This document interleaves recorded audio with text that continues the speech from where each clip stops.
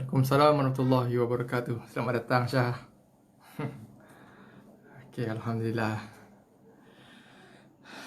Bismillahirrahmanirrahim. Rabbi syrah li sadri wa yassir li amri wahlul 'uqdatam min lisani yafqahu qawli. Alhamdulillahirabbil alamin wassalatu wassalamu ala asyrafil anbiya'i wal mursalin wa ala alihi washabbihi wasallim. Assalamualaikum warahmatullahi wabarakatuh. Suara okey Syah? Siapa lagi yang nak bersama kita malam ni? Boleh tolong komen lah suara. Okey, jelas, cantik. Adakah suara kedengaran dengan sangat jelas? Waalaikumsalam. Selamat datang Tuan Ruzadi.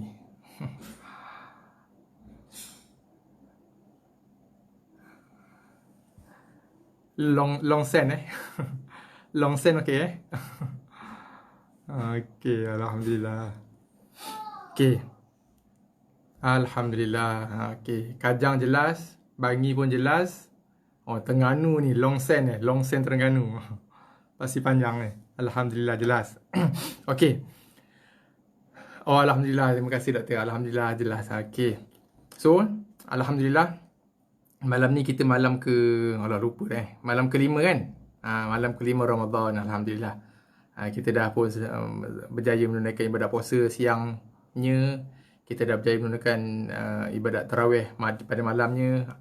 So, esok Cik Zirul, terima kasih, selamat datang. Alhamdulillah, terima kasih. Jelas Okay, so insyaAllah pada esok kita akan menunaikan ibadat puasa buat hari yang kelima lah insyaAllah. Okay, alhamdulillah.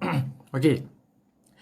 Semalam kita sudah pun memasuki pengajian kita dah masuk ke Iqra' yang kedua semalam. Kita mula Iqra' yang kedua semalam. So alhamdulillah. Hari ini kita akan teruskan bacaan di Iqra' yang kedua muka surat yang keempat. Okey. So sama seperti mana yang saya dah jelaskan semalam.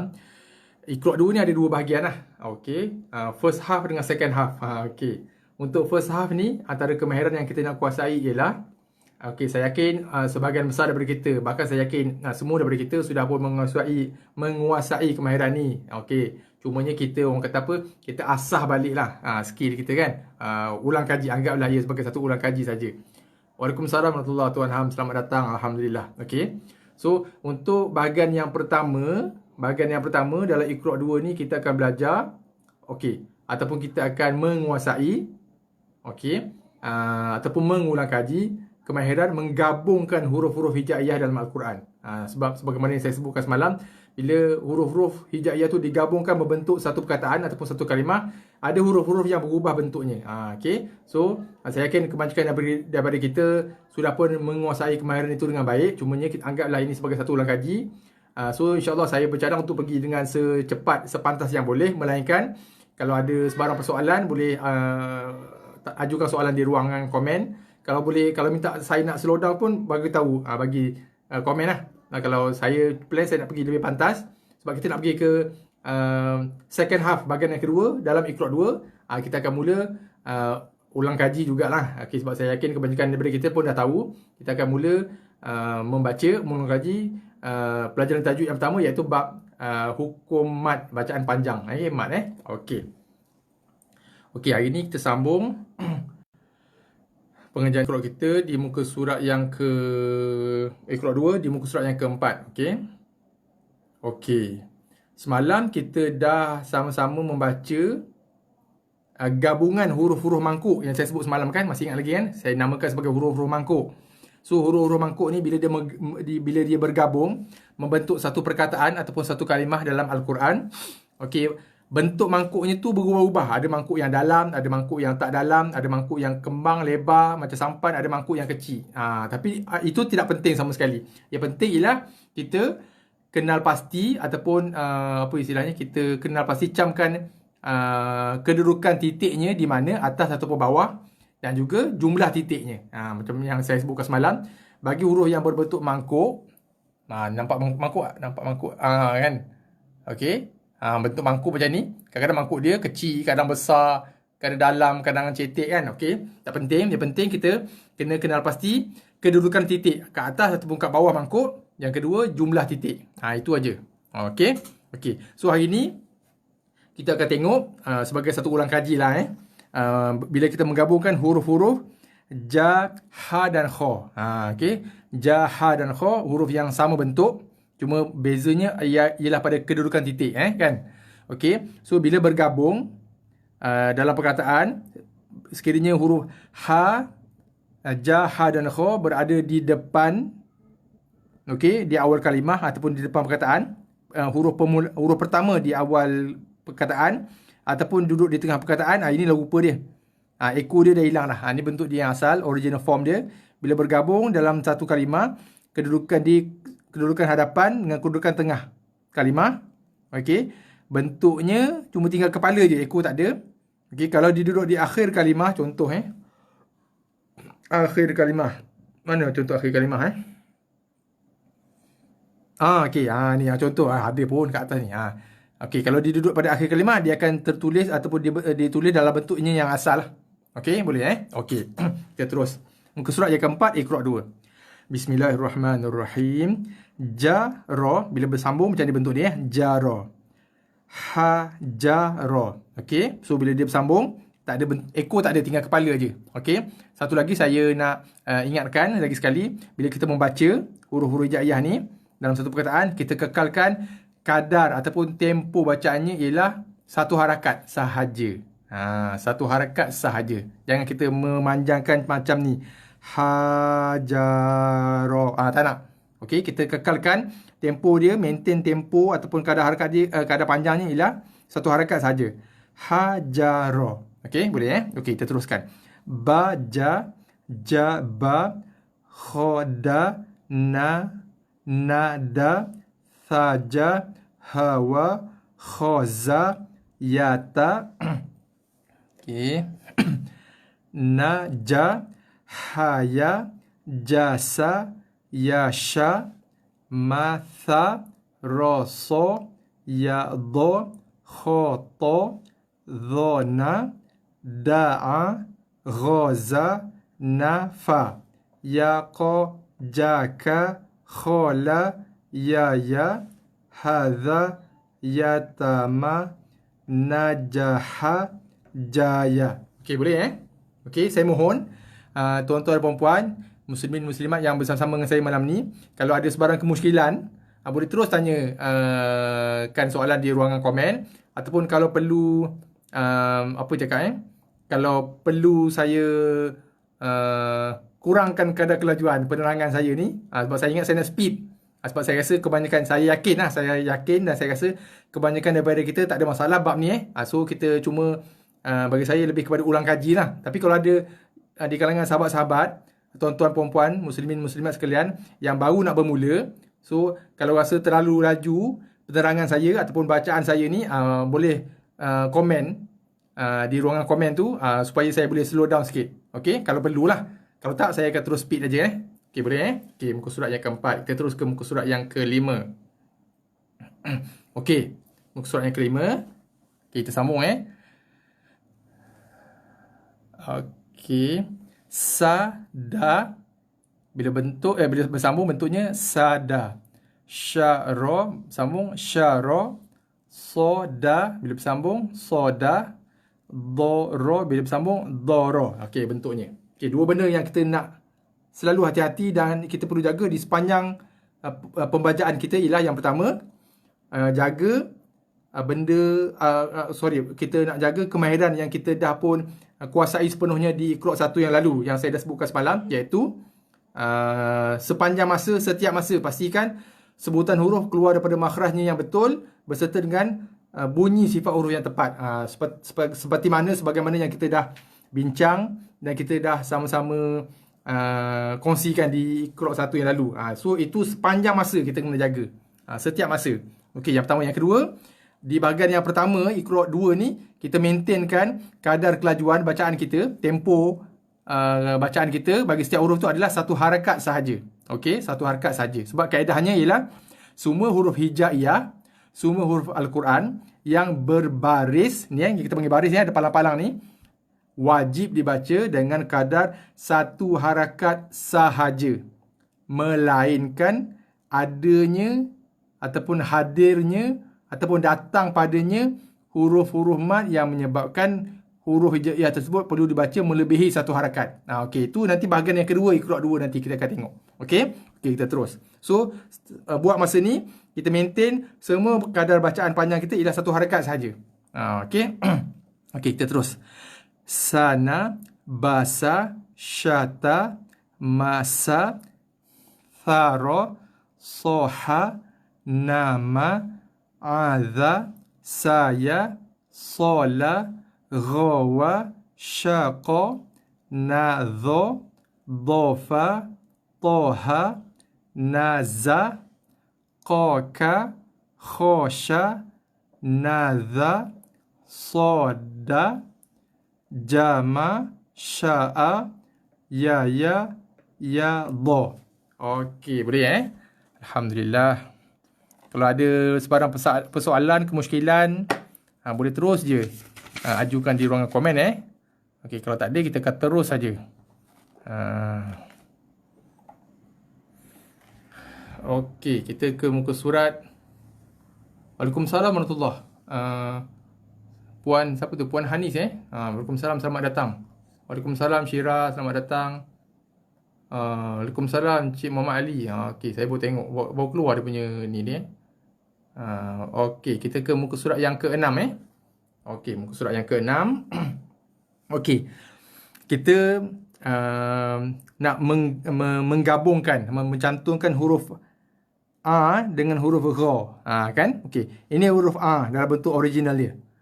Dalam bentuk original huruf A, kalau Gha ada tambahan satu titik lah di bahagian atas Okey. Bila bersambung membentuk satu kalimah, sekiranya ia berada di permulaan perkataan, di permulaan kalimah ataupun dia menjadi huruf pertama dalam perkataan tersebut, ini rupa dia. Kepala yang sama cuma tanpa eko. Okey, boleh Sekiranya ia berada di akhir kalimah ataupun di akhir perkataan, ini rupa dia. Bila dia berada di akhir perkataan ataupun di akhir kalimah, macam ni rupa dia. Eko yang sama tapi kepala dia berubah. Kepala dia berubah macam tunggul kayu kepala dia. Okey. Okey, huruf A dengan huruf Gha sama je bentuk dia, bezanya ialah pada titik aja satu. A tak ada titik, Gha ada titik. Okey, tapi bentuk yang sama je. Okey, huruf A ataupun huruf Gha bila ada di tengah-tengah kalimah, macam ni berada di tengah-tengah kalimah, ini bentuk dia. Okey, tanpa eko tak ada. Kepala dia pun kepala ada tapi kepala dia berubah. Kepala dia bentuk dia macam tunggul kayu je. Sama seperti mana kepala yang ini.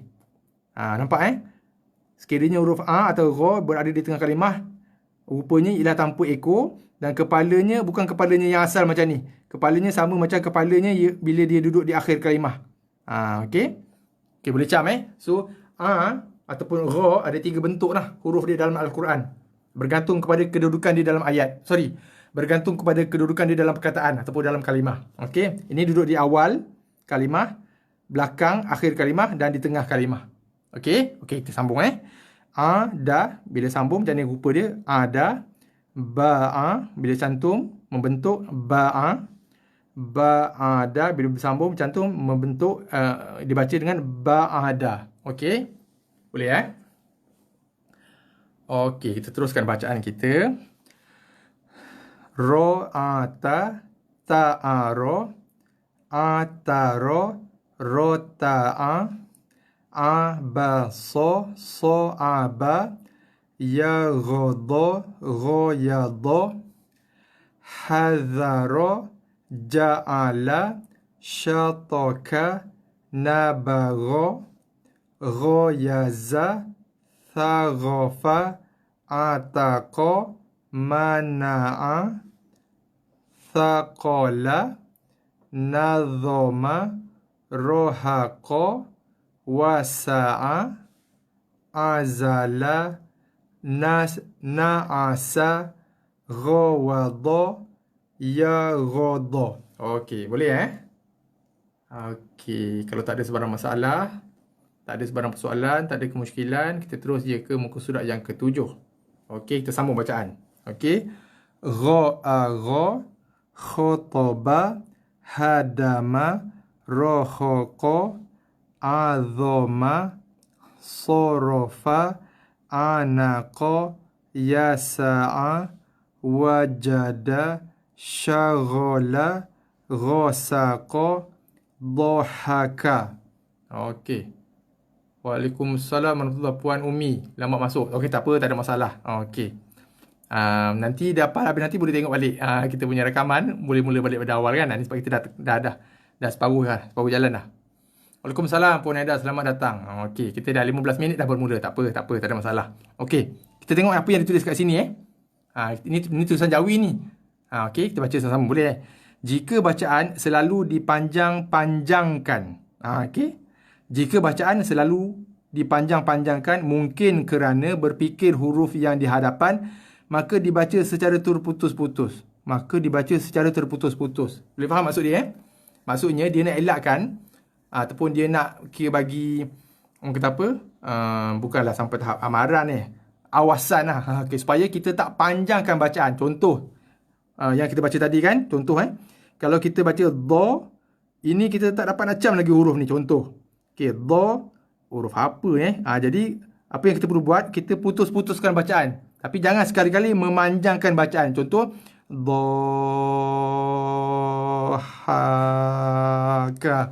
Bukan macam tu maksud dia. Maksudnya kalau kita tak dapat nak cam lagi, tak dapat nak tangkap lagi, tak dapat nak sebut lagi huruf yang kedua ni, putuskan bacaan tu. Dha. Fikir dulu, fikir. Ha. Okey, pendek je. Ha. Lepas tu fikir lagi, baru dapat tangkap huruf ni, baru dapat baca ka. Dha.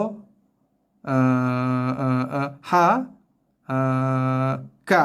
Macam tu lah maksud dia. Okey, jangan sekali lagi kita baca dengan dha, ha, ka.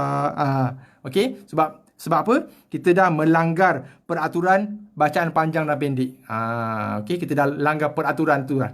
Peraturan tajwid, dia ada undang-undang dia kan. Ada tempat yang mesti ataupun wajib dibaca panjang, ada tempat yang mesti dibaca dengan pendek, iaitu satu harakat aja. Okey, dalam kes kita sekarang ni kat sini, kita hanya membacanya dengan kadar satu harakat sahaja.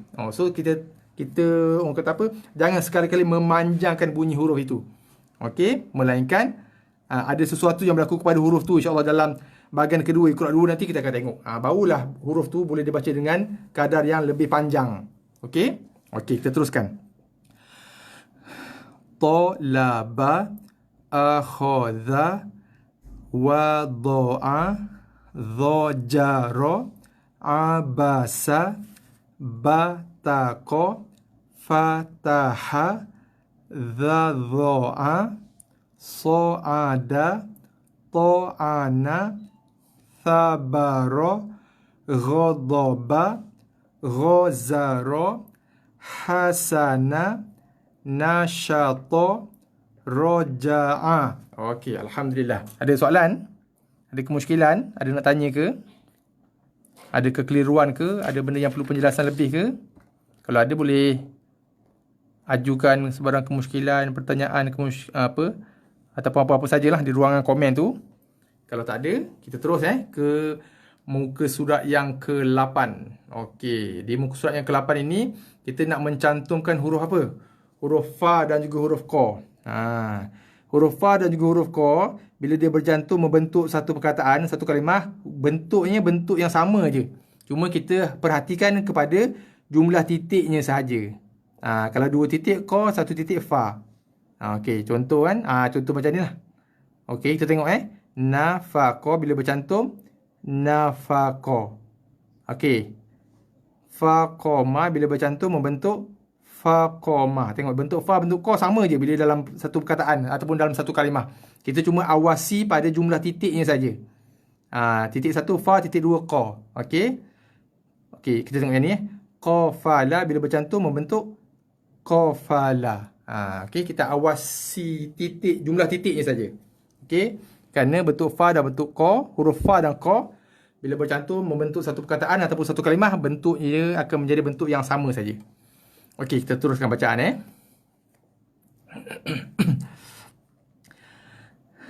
faragha, nafala, qabaha, waqa'a, fasaha, jarama, wazaka, tadhara, hayaja, yakhadha, syara'a, nadhafa, yadaka, ضغط, ثقل, شفع, عظم, يسر, طبق, نفر, أقام, فرد, فرش, ba'aya. Okey, alhamdulillah.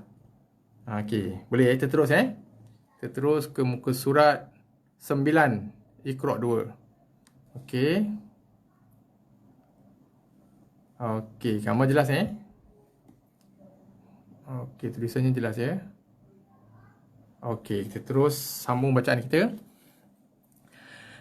Sa'ala, nasoha, baya'a, yaqana, atada, baraza, waqaba, sarafa, kharaja, safaqa, dhahaba, ja'ala, ghasaqa, fataka, wada'a, nafasa, ba'atha, khatama, safala, hashara, syatara, jaza'a, faqada, nadhama, ghafaka, sekali lagi, ghafaka, sa'aba, wasaqa, hayatha. Okey. Alhamdulillah. Okey, boleh kita terus Kita terus ke muka surat ke-10. Okey.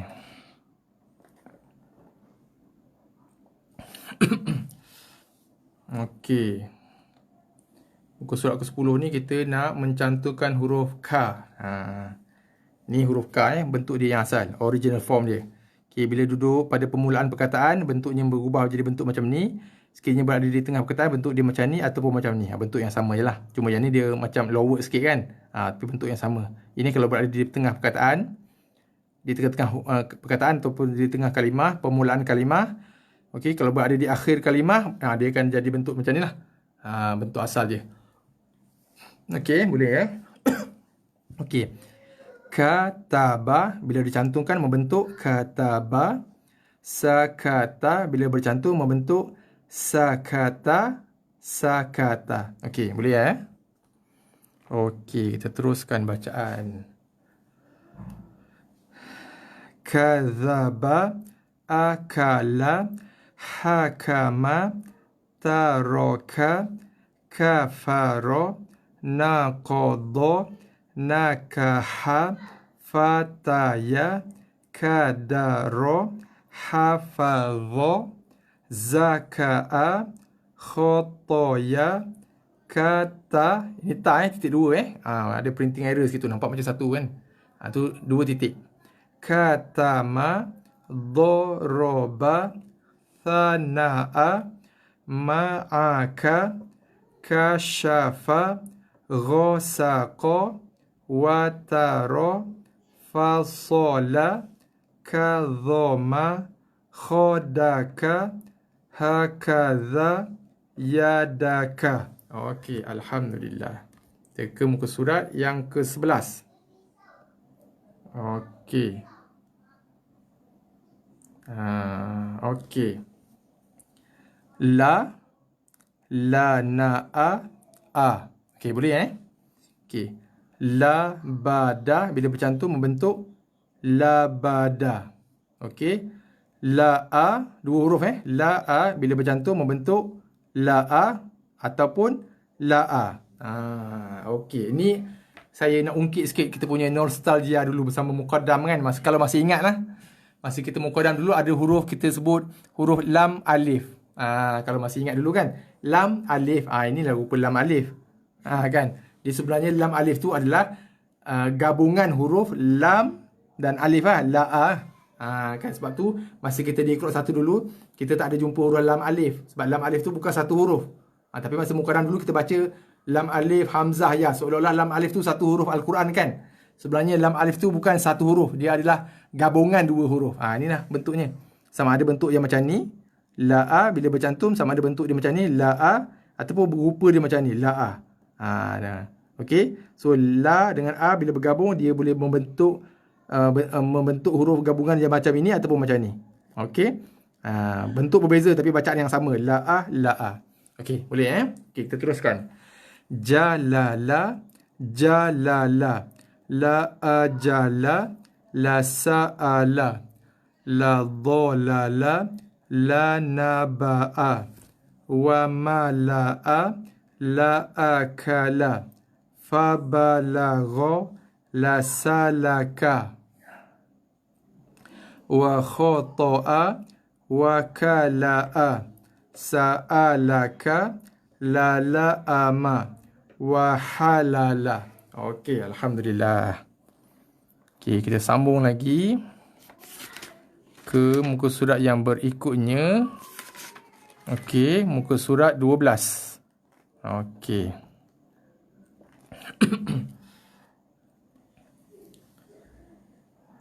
Okey, muka surat 12. Okey. Okey. Jama'a. Okey, bila bercantum membentuk satu perkataan ataupun satu kalimah, macam ni rupa dia lah. Jama'a. Okey, ni ma bila bercantum dia tak ada ekor lah. Ekor dia dah dihilangkan bila dia bercantum. Okey. Tapi kalau dia duduk akhir perkataan, ekor dia ada balik. Kalau duduk kat tengah perkataan ataupun di depan perkataan, ada tak contoh kat depan? Tak ada contoh kat depan dia ekornya dihilangkan. Okey. Okey, kita sambung bacaan. Amada, somada, somada, zalama, la akhadha, hamaza, nafaha, ghanama, la asada, yamana. Okey, ni jangan confuse ni ma nampak bentuk apa cakap bergaris satu garis tercalik macam tu. Ni ma sebenarnya. Walaupun tak nampak bulat kan. Ni kadang ramai ada orang yang confuse sebenarnya. So ini huruf bentuk lain bagi ma. Okey.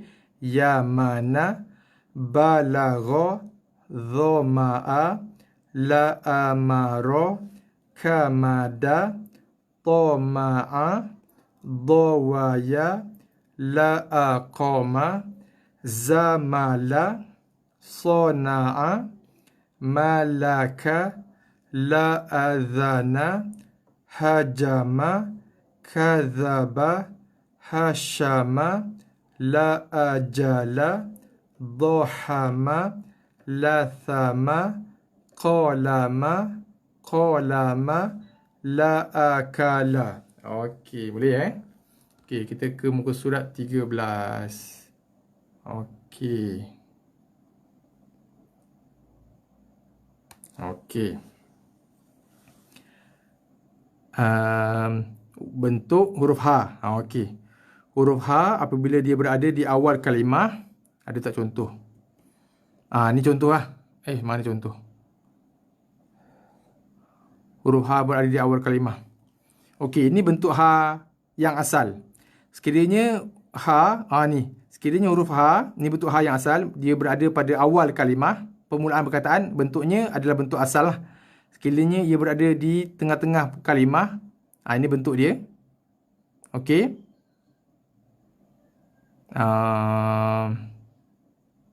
Okey, saya rasa saya kena tulis sikit lah yang ni. Boleh kita ke whiteboard. Sebab ini ada di kalangan pelajar saya yang confuse. Okey, saya tulis Saya rasa saya perlu tulis sikit. Okey. Okey. Ini huruf H dalam bentuknya yang asal lah. Okey, boleh nampak? Okey, itu huruf H dalam bentuknya yang asal. Okey. Okey, sekiranya duduk di tengah-tengah kalimah. Okey, bentuk dia ada macam ni satu. Satu lagi dia bentuk dia yang macam ni, nampak dia tak bercantum macam tu. Boleh nampak walaupun tulisan saya tak berapa cantik, tapi saya harap mesej yang saya nak sampaikan ni jelas Ini bentuk H dalam bentuknya yang asal. Sekiranya berada di permulaan perkataan ataupun di awal kalimah, bentuknya kekal dalam bentuk yang asal. sekiranya berada di tengah-tengah perkataan ataupun di tengah kalimah, bentuknya ada dua. Satu bentuk yang macam ni, dia tertutup rapat habis. Satu lagi dia bentuk yang tengah-tengah, ada lubang macam ni. Okey? Ini dua bentuk ha. Sekiranya ia berada di tengah-tengah perkataan ataupun di tengah-tengah kalimah. Boleh jelas suara saya Okey, sebab saya bangun sikit ni. Okey? Satu bentuknya bercantum rapat macam ni. Satu lagi bentuk dia kembang macam ni tapi dia ada lubang, dia tak bercantum. Boleh nampak maksud saya kan? Okey. Kemudian sekiranya huruf ha tu berada di akhir kalimah, dia bentuk dia macam dah hilang pula awak dah. Okey. Bentuk dia macam ni. Okey. Okey, itu berada di akhir kalimah. Okey, satu lagi huruf ha berada di akhir kalimah, bentuk bulat macam tu, kosong. Okey, maksudnya huruf ha ada berapa bentuk tu 5 bentuk lah. Ini bentuknya yang asal dan juga bentuknya sekiranya ia berada di permulaan perkataan, di awal kalimah. Ini dua bentuk ha sekiranya ia berada di tengah-tengah perkataan ataupun di tengah-tengah kalimah. Ada bentuk yang macam ni, bercantum. Ada bentuk yang macam ni, yang tak bercantum, terputus tengah ni, tenganga macam tu. Okey. Jelas suara saya? Okey, terima kasih. Okey, ini pula bentuk ha sekiranya ha itu berada di akhir perkataan ataupun di akhir kalimah. Ini juga bentuk ha sekiranya ha itu berada di akhir kalimah. Kenapa ada dua bentuk ha? Okey. Ha bentuk yang macam ni sekiranya ia berada di akhir kalimah ataupun di akhir perkataan dan dia bercantum dengan huruf sebelum dia. Ini huruf ha sekiranya berada di akhir perkataan ataupun di akhir kalimah tetapi dia tak bercantum dengan huruf sebelum dia. Ini bentuk dia. So huruf ha duduk di akhir kalimah ada dua bentuk. Okey. Ini bentuk ha yang asal dan juga bentuknya sekiranya ia berada di permulaan perkataan ataupun permulaan kalimah ataupun huruf pertama dalam perkataan. Ini dua bentuk ha sekiranya berada di tengah-tengah perkataan. Mungkin kadang-kadang bentuk macam ni, kadang-kadang bentuk macam ni. Okey. Ini pula bentuk dia di akhir perkataan kalau bersambung dengan huruf sebelumnya. Ini huruf bentuk ha sekiranya berada di akhir perkataan sekiranya tak bersambung dengan huruf sebelumnya. Okey, so ada 1 2 3 4 5 bentuk bagi ha. Okey, boleh jelas Boleh walaupun tulisan tu tidak seindah. Okey, tapi saya harap mesej saya jelas sebab saya terpaksa tulis sebab agak ramai juga di kalangan pelajar yang belajar dengan saya one to one yang confuse bentuk ha ni. Okey. Okey, kita sambung bacaan di muka surat 13 kita Okey. So ini nahara, bila bersambung bentuknya membentuk nahara. Okey. Syahadah, bila sambung membentuk syahadah. Okey. Halaka, bila sambung membentuk halaka. Okey, boleh kita teruskan.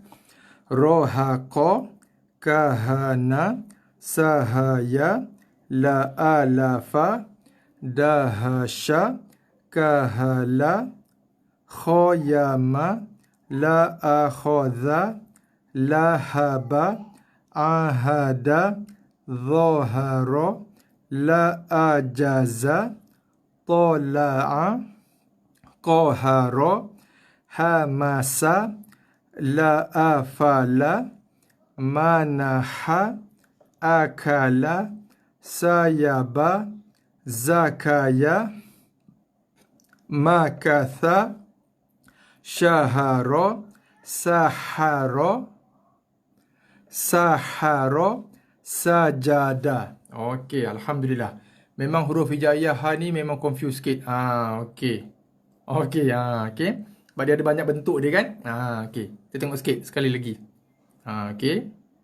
Kan? Itu ha di awal kalimah, ha di tengah kalimah, ha tengah kalimah. Bezanya yang ni bercantum, yang tu dia tak bercantum.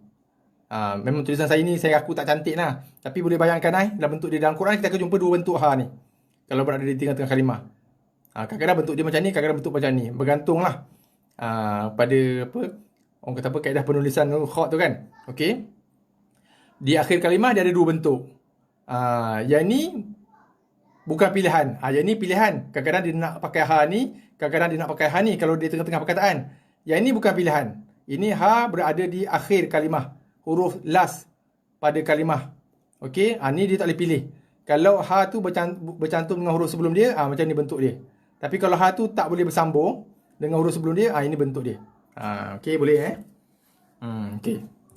So, okey, saya rasa kita tamatkan pengajian kita, majlis kita malam ni. Okey. Kita berhenti malam ni di muka surat 13.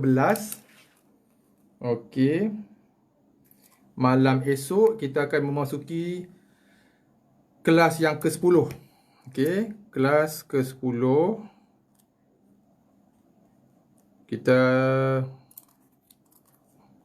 masih lagi di Iqra 2.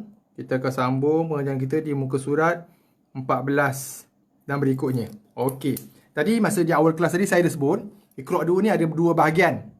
Okey. Bahagian yang pertama ataupun saya selalu panggil first half. Okey. 45 minit yang pertama kan. Okey, macam lawan bola.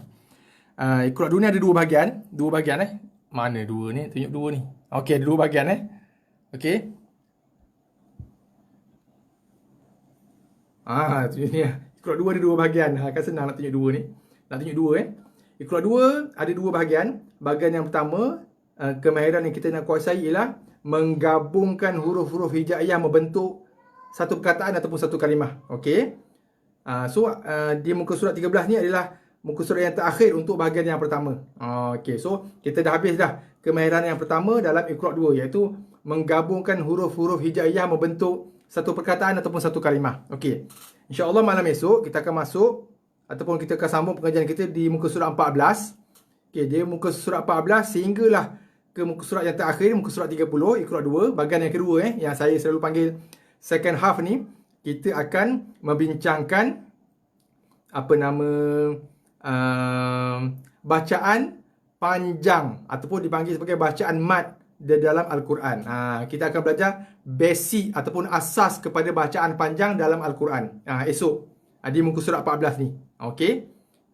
Esok malam kita akan sambung bacaan, sambung perbincangan kita, perkongsian ilmu kita berkenaan dengan bacaan asas mad ataupun bacaan asas bacaan panjang. Asas bacaan panjang di dalam Al-Quran ataupun kita panggil bacaan panjang ni sebagai bacaan mad, hukum mad yang asas esok insya-Allah. Okey. So bahagian yang kedua kita akan mula membincangkan asas tajwid, bab tajwid yang asas dalam Al-Quran iaitu bacaan mad. Okey, di bahagian yang kedua esok insya-Allah. So kita dah habis dah first half. Bahagian yang pertama dalam Iqra 1 kita dah habis dah ngam-ngam di muka surat 13 ni.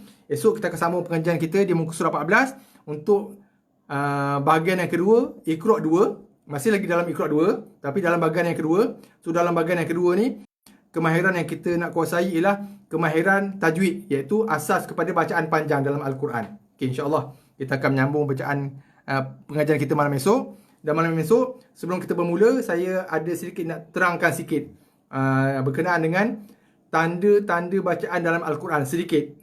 Okay, sebab ini pun sebenarnya ada timbul isu sekarang. Ada sikit timbul isu. So, isu tu bukan isu besar sangat lah. Ada timbul isu sikit. Tapi, walaupun ada timbul isu sikit, tapi kadang-kadang isu yang sikit tu boleh jadi besar juga. Sebab apa? Sebab dia boleh timbulkan kesalahan bacaan. Okay. Walaupun, tanda-tanda bacaan ni, benda-benda yang kita kata, benda-benda yang khilaf. Sebagai contoh, dalam mazhab contohnya kan, kita ada 4 mazhab yang masyhur. Mazhab kita di Malaysia Syafi'i, Hanbali, Maliki, Hanafi kan. So ada khilaf ataupun ada perselisihan pendapat ulama dalam bab hukum fiqh contohnya kan. So dalam kaedah penulisan Al-Quran ni pun sama ada khilaf. Okay. So kita katakan ada mazhab-mazhab dia juga untuk kaedah penulisan dan kaedah penandaan tanda baca dalam Al-Quran pun ada mazhab dia pun ada khilaf juga. So esok insya-Allah saya akan ceritakan sedikit sebab tanda bacaan yang saya akan terangkan adalah berdasarkan kepada tanda bacaan yang kita guna pakai di Malaysia. Okey, yang kita guna pakai di Malaysia insya-Allah. Malam esok sebelum kita bermula, kalau saya lupa tolong ingatkanlah. Kalau saya terlupa, saya risau takut saya terlupa, tolong ingatkan saya insya-Allah malam esok sebelum kita bermula, saya akan bagi intro sikit tentang tanda bacaan dalam Al-Quran bagi kaedah bacaan kita di Malaysia. Bagi mazhab penulisan Al-Quran. Bukan mazhab fiqh. Mazhab penulisan Al-Quran kita di Malaysia ada beza sikit dengan mazhab penulisan Al-Quran di Indonesia. Okay, saya akan huraikan sikit sebab kadang-kadang timbul kekeliruan, bahkan yang lebih bahaya timbulnya kesalahan bacaan. Okay. Esok insyaAllah saya akan terangkan sebuah ringkas sekarang untuk panduan kita dan untuk mengelakkan timbulnya kekeliruan dan timbulnya masalah dalam bacaan insyaAllah. Okay. So insyaAllah kita akan jumpa pada malam esok. Waktu yang sama, 10 malam insyaAllah. Seperti mana biasa, dua perkara yang saya nak ucapkan sebelum kita berpisah. Nombor satu, saya pohon jutaan kemaafan sekiranya ada salah silap dalam penerangan saya, dalam sebutan huruf saya. So saya mohon jutaan kemaafan. Kalau ada salah dan silap, kalau ada, tolong berikan teguran kepada saya. Boleh PM saya, boleh PM tepi, berikan teguran. Saya bersedia menerima sebarang teguran insyaAllah, ke arah kita sama-sama memperbaiki bacaan Al-Quran kita insyaAllah. Yang pertama. Yang kedua, saya ucapkan jutaan ribuan terima kasih kepada tuan-tuan dan puan-puan, muslimin muslimat sekalian, kerana sudi bersama-sama dengan saya. Walaupun apa yang kita baca sekarang ni benda yang terlalu asas, terlalu basic sebenarnya. Okey. Kadang-kadang mungkin agak memboringkan kan. Boring lah baca Iqra' 2 kan. Macam budak-budak sekolah rendah kan. Tapi saya ucapkan jutaan terima kasih kerana tuan-tuan, puan-puan, muslimin, muslimat sudi bersama-sama dengan saya. Cuma saya mengharapkan tuan-tuan dan puan-puan, orang kata apa, boleh setia bersama-sama dengan saya, kerana saya yakin akan ada bahagian-bahagian tertentu, perkara-perkara baru yang saya akan sampaikan kepada tuan-tuan dan puan-puan. Mungkin perkara-perkara yang selama ni tuan-tuan tak pernah dengar pun. Okay? InsyaAllah, saya yakin dalam proses pembelajaran kita ni, walaupun kita bermula di peringkat yang basic dan setengah tempat, setengah muka surat, setengah bacaan Iqra' ni, benda yang terlalu asas bagi kita. Mungkin kita rasa kita dah terlalu expert lah. Contohnya macam Iqra' 2 yang kita baca sekarang. Saya yakin kebanyakan daripada kita mungkin dah boleh baca dah, tak ada isu dah kan. Tapi insyaAllah kalau tuan-tuan dan puan-puan insyaAllah boleh setia bersama dengan saya tiap malam, insyaAllah saya yakin akan ada sesuatu benda yang baru yang akan saya sampaikan kepada tuan-tuan dan puan-puan. Okay? Terutama sekali macam yang malam esok contohnya, saya yakin akan ada satu benda baru yang saya akan sampaikan berkenaan dengan tanda bacaan. Tanda bacaan yang saya sebutkan tadi ada khilaf juga di kalangan para ulama'. Dan hari ni ada sedikit timbul isu bila berlaku lambakan Al-Quran daripada luar negara yang masuk ke Malaysia. So ada timbul sedikit isu bacaan kat situ. Okay, insyaAllah esok saya akan kongsikan. So berbalik pada topik perbincangan saya tadi. So walaupun ada setengah bahagian ataupun ada setengah malam pengajian kita agak membosankan sebab benda yang terlalu asas, terlalu basic bagi tuan-tuan dan puan-puan, saya harap tuan-tuan dan puan-puan boleh bersabar sebab nanti akan ada tempat-tempat bahagian-bahagian tertentu yang apa kita kata yang akan menambah nilai pada bacaan tuan-tuan dan puan-puan insya-Allah. Okey, insya-Allah. Okey. So insya-Allah kita akan berjumpa pada malam esok. Waktu yang sama 10 malam insya-Allah. Saya ucapkan jutaan terima kasih. Sudi-sudilah share. Patutnya saya cakap share sebelum kita start tadi kan. Dah habis dah pun minta share. Okey, tak apa. So insya-Allah kita akan berjumpa lagi malam esok. Jutaan terima kasih. Sekian. Wabillahi taufiq wal hidayah. Wassalamualaikum warahmatullahi wabarakatuh. Waalaikumsalam Cik Zirul. Okey, insyaAllah kita jumpa malam esok. Sekian. Assalamualaikum warahmatullahi wabarakatuh.